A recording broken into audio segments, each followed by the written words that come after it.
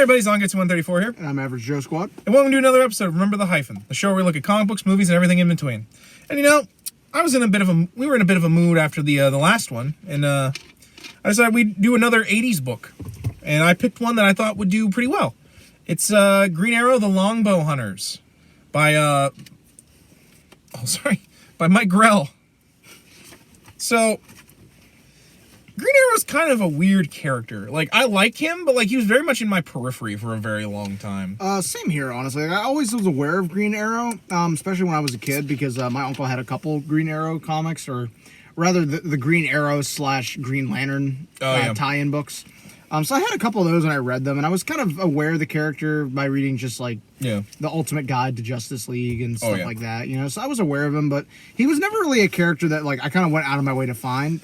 Primarily because when I was a kid, I don't think there were the stores where I was buying comics, they never had any Green Arrow comics. Yeah, you'd have to go to like a specialty store. I was hard pressed to even find Green Lantern at a couple different points. Yeah, you'd have to go to a specialty store for Green Arrow. I actually kind of found him kind of similar way to you. My dad had a Batman comic that actually had a second story. Was it Brave and the Bold? I don't think it was Brave and the Bold, because it might have been, because it was World's Finest, because it was him in suits. Okay. And then the backup was them doing a Speedy and Green Arrow story. And that was Golden Age Green Arrow, who's weird. I actually would like to. I don't think they've traded it, but I would love for them to do the Seven Soldiers of Victory storyline with them, because apparently it's him, Speedy, and a couple other characters. The New 52 actually tried to go with the whole Seven Soldiers of Victory thing by making them like all these specialty heroes that each had like a different thing, which is weird because technically they're supposed to be two Arrow guys, but so the other thing I know him from is Justice League Unlimited, where he was awesome. And also got to hang out with Black Canary. You don't like the CW show Arrow? Not really, because it's basically just him as Batman. Yeah, one of these days we're gonna have to do a CW verse. Oh, or Arrow verse, I don't know, as they call it. I know people like stuff about Arrow.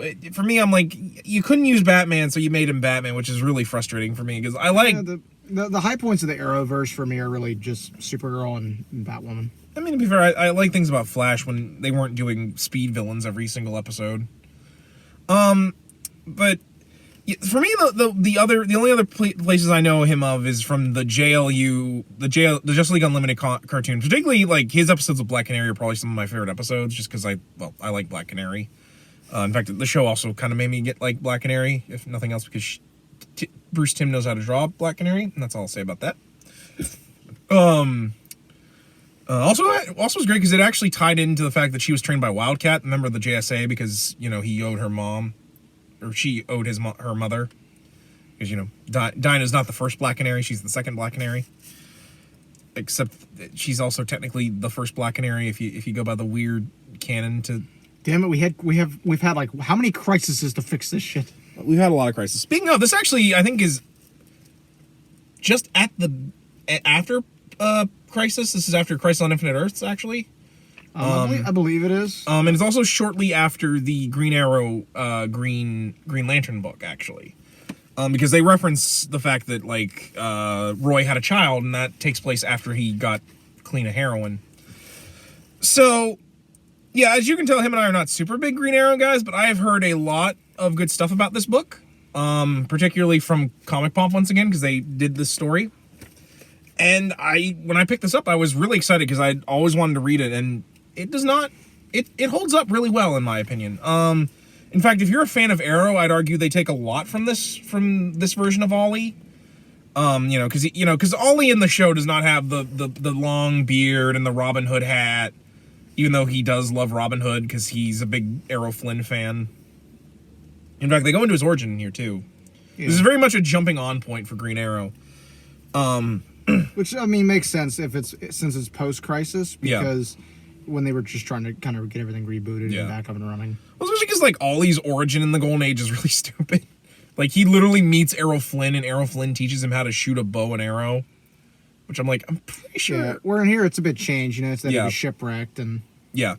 It's pretty much every version of the character after.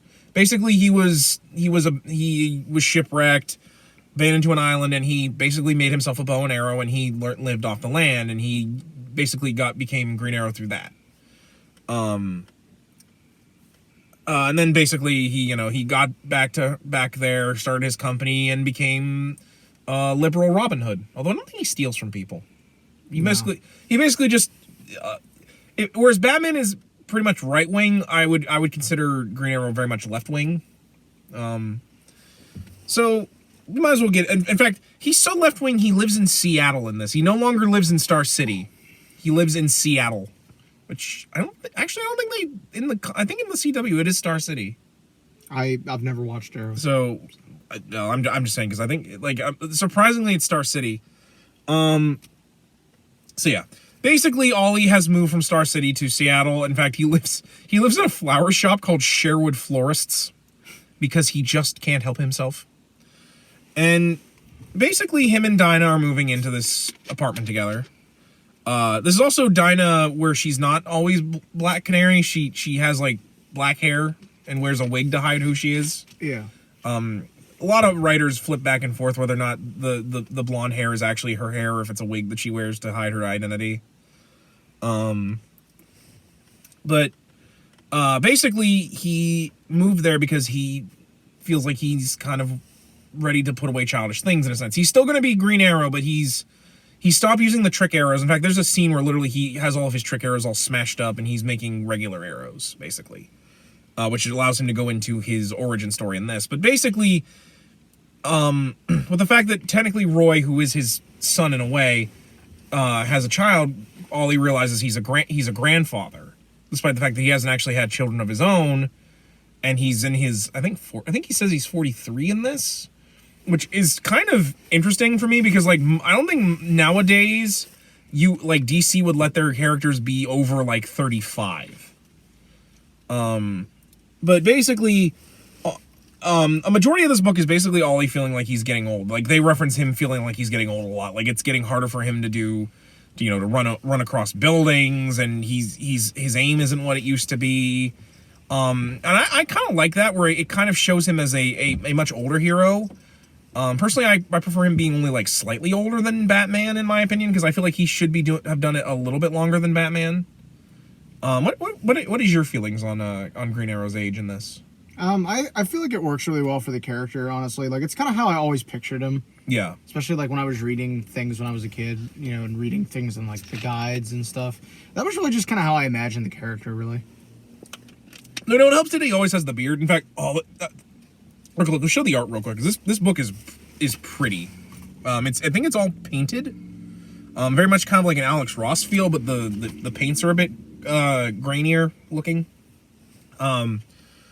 And basically, while all this is going on, a serial killer is killing prostitutes in Seattle. I think he killed like 18 prostitutes before they stopped him. Well, we'll get into that. I couldn't find the age. I didn't see it. But basically, he's doing that, and Dinah is looking into taking down a drug cartel. Which is weird because like she dresses up for Ollie in her Black Canary outfit to get him in the mood for sex. Which, no offense, Dinah.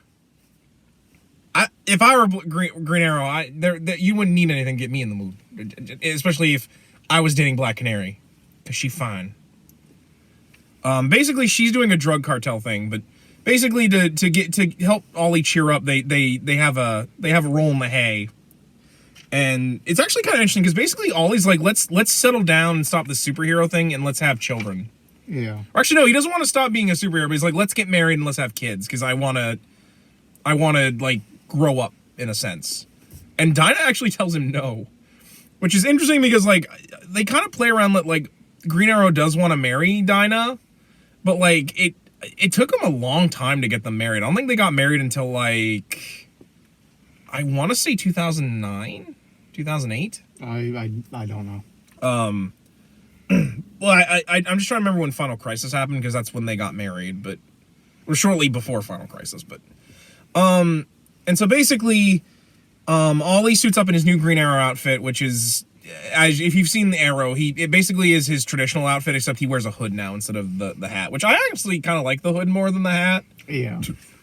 I think it looks more like Robin Hood. And basically, Ollie wakes up and Dinah has left, and so he, after being mopey and baking himself a cake, and singing happy birthday to himself, which is the most depressing birthday ever, he goes out on patrol, and he tries to actually endear himself to like the chief of police in Seattle, and unlike Commissioner Gordon, he's like, no, you're just some goofball in a costume. Like poor Ollie's having the worst birthday ever, basically. Pretty much. And so basically he goes after the serial killer, who I think is he was like a Vietnam War veteran. Yeah, he's a Vietnam vet. And basically like he killed. Which really kind of cements this, if I might. This kind of really cements this in like the 80s, because that was really a big thing that had kind of begun to take hold, especially like it was getting to the point where people could talk about Vietnam finally. Because for a lot of years after the end of the war, specifically after the end of the American involvement in '72, and then the final fall of South Vietnam in '75. Yeah. There were a lot of years people just didn't want to talk about the war. It was really a thing of, it was kind of like taboo. People didn't talk about it.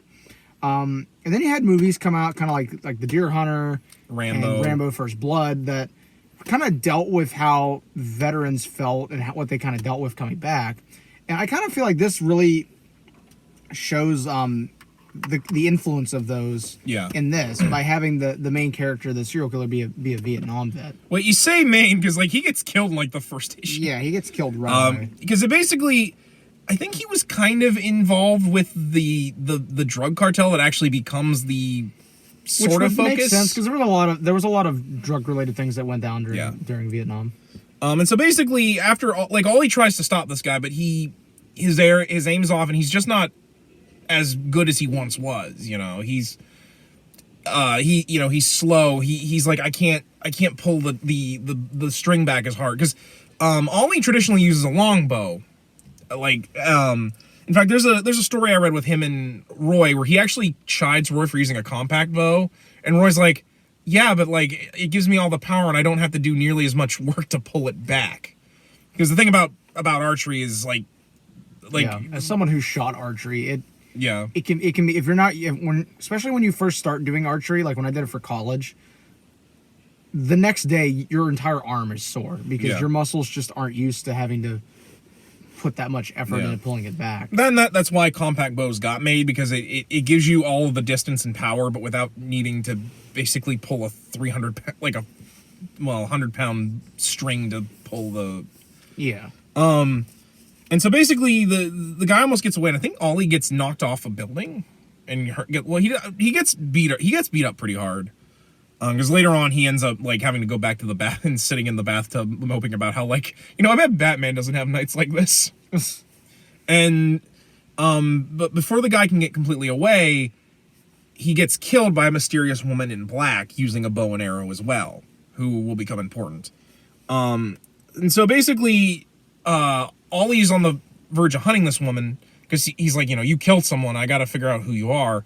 We find out that the serial killer was tied into this drug smuggling ring, who were all, they were old enough to, I think, have served in World War II, but none of them have records for serving in World War II. Which we actually find out is actually important in why the woman is hunting them. In fact, we find out that she's actually using a Japanese style of archery. I think it's called like Kyotoryu or something like that. Because this woman actually becomes very important in the Green Arrow books. Basically, to make a long story short, her name is Shadow, and she's hunting these men because her father, I think, hid Nazi gold, or Nazi gold, Yakuza gold. And basically, they found out and they basically murdered Shadow's father. And the Yakuza he worked for, basically like, you killed our man, you stole our gold. We're going to train Shadow to become like this lethal killer. In fact, I think that's actually what the tattoo on her arm is to signify that she's on this mission to assassinate these people. While this is going on, Dinah gets caught by the drug cartel and basically subjected to really awful torture. By this one of the guys who I guess is he really enjoys torturing her, basically. And basically he knows that Ollie figured out that she's in trouble, and he goes to where they are, but Ollie can't get to them in time. And while this is going on, Shadow's also in the rafters getting ready to kill the guy. And so Ollie's like basically the dude's like, I'm gonna kill her, so if you want to have her your way before I chop her all up, you can, which is really disgusting. Yeah, but I mean, it kind of goes in line with just how cartels and shit like that act. Yeah. And so Ollie's like, I have to take the shot, like, and he basically is like, I feel like I'm not going to be able to do it. And then the issue ends with an arrow going through the dude's chest, implied that Oliver has killed somebody. I think they kind of try to play it off at first that you're not really sure who shot the arrow. Although later on they pretty much substantiate that it was Ollie who did it. And I don't think anybody no one's gonna will chastise him for that, man, because these guys were just complete scum and they really deserved it. Yeah. Shadow kills the rest of the guys while Ollie gets Black Canary free. Black Canary is actually conscious long enough to tell Ollie that she's sorry she missed his birthday, which I'm like, oh. And so, in the confusion, I think one of the drug supplies they use to make whatever drug they're making, probably cocaine if it's the 80s, causes the whole thing to set on fire. And the cop guy was like, "This is how you do things." He's like, "They got away, or they didn't all get away." And they're like, we found some bodies, and we also found some arrowheads they're pretty charred, but I'm gonna guess maybe one of them's yours. And Ollie just walks away because he's like, I don't care. I don't care, because he wants to get to the hospital so he can check on Dinah, who survives this. Although it does imply that they beat her up so bad she can't use her canary cry, because after this basically she's depowered and doesn't have her canary cry for a very long time. In fact, I don't think she gets the canary cry back until after Oliver dies. Which is pretty messed up. But basically, we find out that these guys, not only are they scumbags and a part of a drug cartel, they're also helping the government do in the Iran-Contra scandal. Yeah, which again really kind of dates the book a little bit, but I don't think really in a negative way or one that detracts from the book, because in my opinion, given what I mentioned earlier with how they address the Vietnam veterans and just the overall landscape of the time, I really feel like it's a product of the time in a way that really just kind of shows this is where comic books were at that point. Yeah. This is what popular culture, this is what people were writing about, this is what people were thinking about. To me, it really, even despite that, obviously for those that read it and don't know about Iran-Contra, I feel like there's enough there that really just kind of gives you enough of a go on. Yeah. And in my opinion, it's just overall, while being a product of its time, it's honestly a book that it still holds up. The references in it are not a detraction at all. No. And I don't think it really works, especially if you were a big fan of Green Arrow and Green Lantern, because it's doing topical stuff like Green Arrow and Green Lantern did. It's just a little bit darker and more geared for a crime drama, if you like that sort of thing, which I do. And I enjoyed, because Oliver doesn't completely change. He's still the Oliver if you've watched Justice League. He's still kind of charming. He cracks jokes. He's got a kind of kiddishness nature to him, but he's still able to do the job. And it's kind of interesting because I kind of feel like this is how he gets it. Kind of Ollie gets his groove back, basically. So basically, Ollie and Shadow chase these guys to where they're going to meet the CIA outside of Mount Rainier with a helicopter, where basically they're going to, do a trade-off. They give him the drugs, we get money, and the CIA, because there's a CIA operative that would actually become a major player in the Mike Grell stuff, the guy at the end. And so basically, Shadow, and Ollie kind of come to a standstill where they've got the arrows drawn at each other. And Ollie's like, you've been killing people left and right, and Shadow's like, that's my mission. I'm, going to kill these people because they killed my father. I want vengeance. And basically Oliver's like, if you do that, I'm going to have to bring you in. And Shadow's like, you did the same thing. You killed someone to protect the woman you love. How is mine any different? And Oliver I don't think has an answer for her. No, he doesn't. Because basically the drug deal goes down, and then him and Shadow basically have to fight the bad guys, and Shadow kills a few of them. I think some of them try to get away, and Oliver tries to shoot the helicopter down. Unfortunately, the helicopter crashes in a big explosion. But basically, most of the guys, aside from like the old guy that's in charge of the drug cartel, who's kind of falling out because I think basically the younger guys are kind of wanting to get into his territory. Yeah. And he gets away, but like Ollie has the CIA agent. He's like, you're working with these scumbags. Why are you doing that? And like, you're pumping all these drugs to try and fuel your war. And, the CIA's guy's like, you really can't get me on anything. The cocaine's in the water. You got all this unmarked cash, but you can't really pin anything on me. And so Ollie just lets the CIA guy go because he's like, I really can't do anything. Yeah, the CIA guy leaves him the bag full of money. He's like, consider it a raise or something. Yeah, like consider it like you're a thank you from Uncle Sam, and he just leaves and basically Ollie goes back with the money because later at the very end of the book, Donna's like, I'm sorry, and Ollie's like, no, you were right. I'm not ready. Like, I can't have children with you but I do want to be with you, basically. And she's like, what are we gonna do? Like? I'm sorry, don't knock the hero business. Yeah, don't knock the hero business. I just got a raise. He has all this drug money. I really want to know what Dinah's thoughts were like. Where he like Ollie, where'd you get this money? And he's like, it's probably best you don't know. Yeah, and so Shadow also kills the older guy because basically Ollie goes and confronts him, and it's kind of the same deal as with the CIA agent. The older cartel guy just kind of does a spiel where he's like, "Yo, this is what happened. We did it." And he's like, you can't really do anything to me. He's got a gun. Yeah. And right when he's probably about ready to kill Ollie, the Shadow just kind of shoots him in the back and kills him. I actually find Shadow really interesting. I actually kind of like the fact that like Ollie uses Western style bow, whereas Shadow uses a traditionally Eastern style bow. Because technically her version is actually what Samurai used. Samurai for the didn't actually use their swords a lot. They mostly use the naginata and archery. In fact, I want to say her style actually uses. She shoots with her.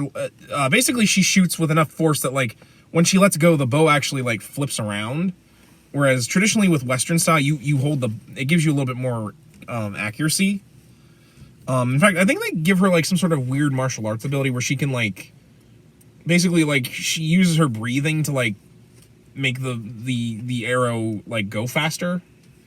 Although to be fair, in this they kind of just played off that she's just a really good bowman, but it's not really clear how it works basically. And so so the dude's about ready to kill Ollie, and then Shadow just knocks an arrow into his eye, through his eye, and Ollie just lets her go. Like I said, she plays a lot more into later stories. In fact, I want to say she actually has an illegitimate child with Ollie. Because there's a later story where Ollie is, I think, delirious with fever from a poison or something, and she has sex with him because she thinks he's calling for her, but he's lucid enough to realize that they had sex, which is kind of uncomfortable. Later on, when they reboot everything for the New 52, they actually make it that Shadow and him aren't related like that. They weren't lovers; they were actually brother and sister. Because, or no, Shadow is Oliver's father's illegitimate mistress, and another child is considered Ollie's sister. Hashtag comics. Yeah, hashtag comics. It's convoluted because they technically cause Ollie to break up with Shadow or with Black Canary because of the whole stuff with Shadow, which I'm like, but he was technically raped. But overall, yeah. I do think this period for Ollie was interesting, although I do think it's kind of frustrating in that I like the stuff with Ollie where he's not always fighting villains and stuff. I do think it kind of got to be a little much, which is why eventually it would lead to Oliver's death. Which his death is ridiculous. Basically he was going to lose his arm because he was trapped with his bomb, and his hand was caught in the bomb. Basically in a reference to Batman: The Dark Knight Returns, where he only has one arm. Only in there it's supposed to be implied that Superman ripped his arm off. Here Superman's like, I'm gonna have to cut your arm off in order to get you out of here, and Oliver, I think, hits him with an arrow, and he's like, nah, and he blows up with the plane. Which later on he gets resurrected thanks to Hal Jordan when he was Parallax. where he uses what was left of Oliver's DNA on the Superman's costume, because apparently Superman never washes the thing, which is yeah. And so basically he uses those to make Oliver a new body. And Kevin Smith actually writes a really great story about how Oliver comes back to life in Green Arrow Quiver, which if this isn't for you, I would check out Kevin Smith's Quiver, because Kevin Smith's Green Arrow is great. He's exactly the kind of Green Arrow most people like, in my opinion. Which I kind of wish Stephen Amell got to do that Green Arrow, because his Green Arrow is kind of lame. But so yeah, that was basically the book. What are your final thoughts on the book? As someone who really didn't have any kind of experience with Green Arrow, like prior to reading this, besides just Justice League stuff and some of the older comics. Yeah. I kind of went into this upon your recommendation, and I think I read it in like 2 sittings, basically. I mean, yeah. it's a pretty short trade. It's only like 4 issues. Yeah, but I was really captivated by it. I loved the art style in it. I felt the writing was really solid. You know, as a guy with an MA in history, I loved the setting because I knew a lot of the references they were going for, and just, you know, stuff that was then current events. But like I said, I just really enjoyed it overall. It's a very fun story. It's, because it's a short one, I think a lot of people that are kind of trying to get into Green Arrow, this is a pretty good jumping off point. If only because, again, it's so short, but it deals with his origin, and it's a very straightforward story from beginning to end. You know, there's a couple twists and turns here and there, but it's nothing that's like really shattering or like hard to follow. Yeah.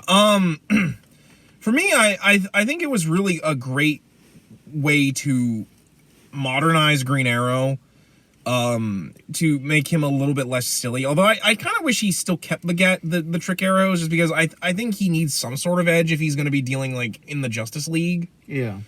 I mean, I know the boxing glove arrow is the one everyone goes to and how silly it is, but I'm like, he doesn't have to have just the boxing glove arrow. Like, he could have like arrows that release gas. Yeah, for me, I think that like people tend to forget that, like, yes, it's a little silly that he has like arrows with gadgets, but like it doesn't always have to be like over the top. Although, there's another book I was reading that that actually deals with Oliver coming back to life. It was after Quiver. He actually had, because it's a reference to when he first joined the JLA, he had a diamond-tipped arrow that he made when he joined the JLA, and I think he used it in a fight with Starro, the Conqueror. Which is hilarious, because he actually takes the diamond from that arrow and makes it into a diamond ring he was going to use to propose to Black Canary. In fact, they also referenced the truck him and Hal used to cruise around with in the Green Arrow, Green Lantern. Because this is actually like right before Hal came back to life. Thanks to Parallax. I honestly think that this book could actually be used to make a decent Green Arrow movie. I do too as well. And I know we've talked about that before, you know, like how do you make a good Green Arrow movie? I really feel like this would be a good one. And while I feel like there would probably be some people that would really criticize, like, if they stayed exactly true to the book and set it in the 80s. Yeah. There would obviously be some people that would criticize that, but I feel like with this, it's so in the background that it wouldn't make a big difference if they did or not. But I feel like the setting, like late 80s Seattle, I feel like that's really essential to the mood of the story and the atmosphere. So could you do it without that? Probably. Would it be as good? Debatable. For me, I think if you just kind of make certain things modern, like, because to be fair, I'm pretty sure Seattle still has a pretty righteous drug cartel. Oh, it clearly, most major cities do. Like that part, like, well, I do agree that it should probably take place in the 80s. Doesn't necessarily, like, because you could still, like, you could do like veterans from Afghanistan, or like, you could obviously update it. Like update it a little bit that way, because, you know, that's still a war that's, you know, pretty controversial with most Americans, I think. But I do agree with, if you could, I would try to do this in the 80s, especially because you could do it, because, like, you could have an older Green Arrow in the Justice League, in my opinion. He probably would have to be a little bit younger than he is here in order for that to make a little bit more sense. Late 20s, early 30s. Yeah, late 20s, early 30s. Just so that like you could probably do like a modern story, or maybe you could even have it where like he's teaching the next Green Arrow, like his son Connor, who was another illegitimate child that Oliver had. It's like he had a lot, because Connor actually was the next Green Arrow, and I actually don't mind Connor. He's interesting, but like I just don't think he's as good as Oliver in my opinion. It was kind of weird because like there were 2 Green Arrows for a while after he came back to life. But yeah, I would like to see Oliver on the big screen. I'm not, especially because I feel like he could be more interesting than Hawkeye. Like I like Hawkeye, but I don't know if I'd want to watch a whole movie with Hawkeye. I mean, I did. It was Infinity War and Endgame. Who do you think you would pick for Green Arrow? That's kind of hard for me. Because like I feel like Amel is too young to be doing this. I honestly don't know. I'm not sure who I would pick. I have to think about it, because I need someone who's blonde and can rock a righteous beard.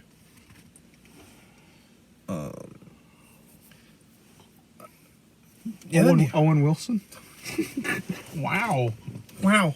This drug cartel's pretty creepy. But yeah, I honestly don't know. I in my opinion, it would have to be somebody that's like an unknown. Yeah, I think that you would have to do someone that's an unknown. You'd have to get somebody that it would kind of be like, they've probably done some smaller scale stuff like TV or maybe a couple TV movies, but somebody that could really inhabit the role without having to be like, oh well, that's so and so from this, you know, which I feel like that's more so a problem with like bigger name actors. Yeah, that's true. We'd also have to rework Black Canary, because you can't really do this story without her in it, in my opinion. Yeah, I probably wouldn't do the violence that happens to her in this. No, especially in this day and age. I don't think that would really fly. No, well, then I couldn't do that to Black Canary anyways, because she's one of my favorite superheroines. Yeah, I'd be like, nah, maybe like, you know, she almost gets killed by like a dude. Like he somehow like disables her, like hits her in the throat or something. Like not like with a bullet or something, but like, you know, she gets like like her canary cry disabled. You know, he's got a gun on her. She won't be able to, and so all he kills the dude. Like it could be like his first kill, and he or even like he's getting ready to kill. Yeah. No, that would probably be kind of set up this situation. Maybe even have it that Shadow like hits him in the arm, because you'd also have to do Shadow, because like and I actually think that would work, because I actually find Shadow really interesting in this. Because, like, she doesn't exactly get in Ollie's way, but, like, if she's got the chance to kill someone, she takes it. That would be also, I would feel like I have to be an unknown, because I don't really know a lot of Asian actresses and she'd have to be Asian. I'm sorry. I'm not, we're not. No, it's so essential to the character's background. Yeah. It would also be kind of interesting just because, like, they would be doing it without all the stuff with Roy. Even though Roy is pretty essential to this book, even though he's not in it. But yeah, I actually think this would be a good story. I wish that we could get Green Arrow for the big screen, but I just don't know how if they would really be willing to do it. Or if it would even really be, how good would it be? Yeah. Because I also think this would be a good lead into, I think next week we could do a new Raiders of the Lost script art episode. If I could find the script for Green Arrow Supermax. Yeah, I mean, I'd be down for that. Because that's basically Green Arrow in Arkham Asylum. Like, it literally is basically the plot of Arkham Asylum. If not, we could do Blackest Night next. I would have to get the trades for Blackest Night. I've only read... Yeah, I've only read part of it. Part of Blackest Night. Blackest Night is super long. But, yeah, I think overall... I think this is a great book. The art is beautiful. Oh yeah, the art is just let's try to find that picture where they're in Mount Rainier and they just have that beautiful spread of Mount Rainier.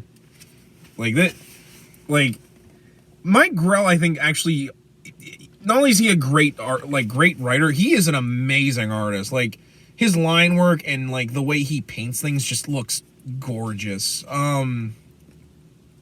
Because, like, it's not all just violence and gore. It really does. Well, it's not really gory. There's some blood, but, because I actually love how, like, Ollie doesn't seem to do real well in the city, but, like, he talks about how much he misses the quiet when he's in the forest. You know, really, really hammering it in that he's basically Robin Hood. But,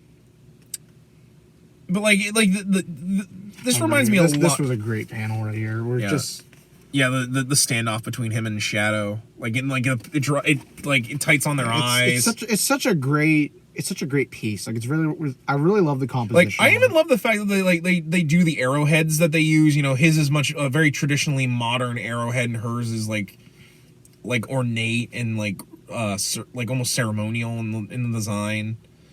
I also kind of find it interesting that they gave Ollie a non-green bow. Like, no modern writers would always give Ollie a green bow. Yeah,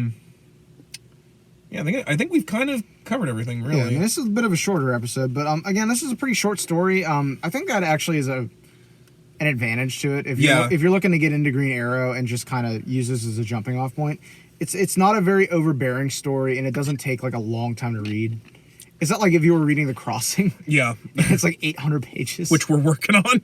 Yeah, I'm working on that just because that is such a shit fest I have to slog. Yeah, that's gonna... I would hope we can get it to it before like anyone else does, because I've not found really any reviews for that. Like, and I can't imagine why. It can't be that the story sucks. Yeah. Yeah.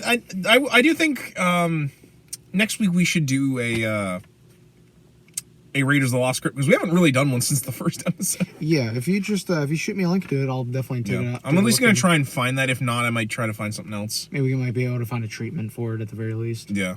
Well, you know, like, even if we don't, I do think it'd be interesting for us to talk about the potential idea if we don't find a script. Just because it's kind of interesting to talk about movies that could have been. Yeah.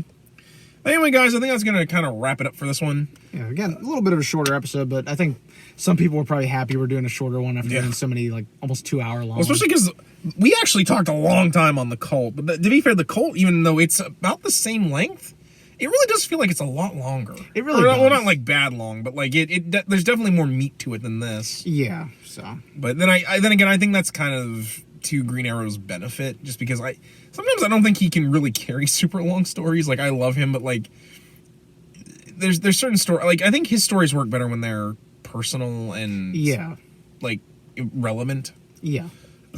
But anyway, guys, I think that's going to wrap it up for this episode of Remember the Hyphen. I am Zangetsu134. I'm Vault Reviews here. And catch us next time. Until then, remember the hyphen. Take care.